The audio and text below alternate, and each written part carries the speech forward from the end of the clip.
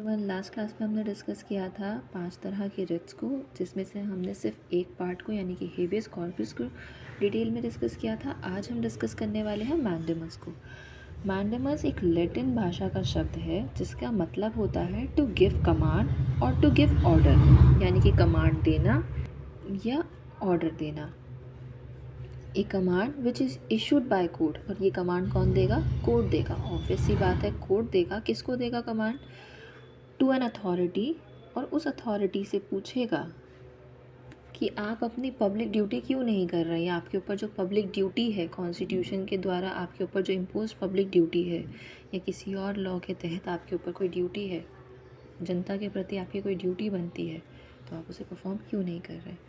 इसमें court command देता है, अथॉरिटी से पूछता है, अथॉरिटी से कहता है कि अपनी पूछता नहीं, अथॉरिटी से अथॉरिटी को ऑर्डर देता है कि जाओ अपनी ड्यूटी को परफॉर्म करो, पब्लिक ड्यूटी को परफॉर्म करो। Therefore, when an authority is bound to decide any matter, but such body omits to do its work, it can be commanded to perform the same। यानी कि mandamus की rate की वजह से उस authority को बाउंड डाउन किया जा सकता है कि वो अपनी पब्लिक ड्यूटी को फॉलो करे। उसे कमांड दिया जा सकता है कि अपनी पब्लिक ड्यूटी को फॉलो करे, अगर वो उसे फॉलो नहीं कर रहा है।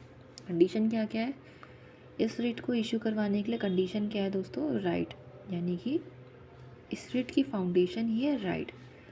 सिर्फ वही इस रिट को क्लेम कर सकता है जिसका कोई लीगल राइट हो। अगर आपका लीगल राइट नहीं है तो आप इस रिट को क्लेम भी नहीं कर सकते। ऐसा नहीं कि लीगल राइट आपका वायलेट हुआ है, आपका फंडामेंटल राइट वायलेट हुआ है, आपकी जगह आकर आपके बिहाफ पर आपका कोई ब्रदर, आपका कोई फ्रेंड रिट इशू करवा रहा हो, जैसे कि हेबियस कॉर्पस में कोई भी करवा सकता है, लेकिन मैंडेमस में वही करवाएगा जिसका खुद का कोई लीगल राइट हो इस चीज़ में।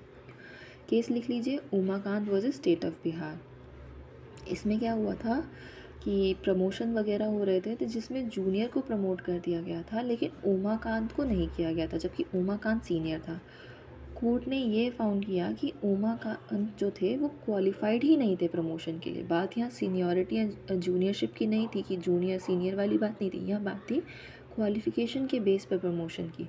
तो उमाकांत जो थे वो क्वालिफाइड नहीं थे प्रमोशन के लिए, इसलिए उन्हें नहीं किया गया।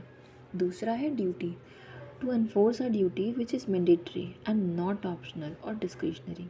यानी कि इस रिट को इश्यू करवाने की दूसरी कंडीशन है ड्यूटी। हम जो पब्लिक जो अथॉरिटी है उसकी जो पब्लिक ड्यूटी है वो मैंडेटरी नेचर की होनी चाहिए, यानी कि पब्लिक के प्रति जो उसकी ड्यूटी बनती थी वो मैंडेटरी नेचर की होनी, कि मतलब उसे करनी ही करनी थी, ऑप्शनल नहीं होनी चाहिए, कि मतलब उसकी मर्ज़ी थी, में नहीं होना चाहिए, या डिस्क्रिशनरी नहीं होना चाहिए, कि मतलब उसकी मर्ज़ी थी कि वो चाहे करे या ना करे। हम सिर्फ वही ड्यूटी इन्फोर्स करवा सकते हैं जो मैंडेटरी नेचर की थी। केस लॉ लिख लीजिए, Shri Vikram Narayan Singh versus state of UP.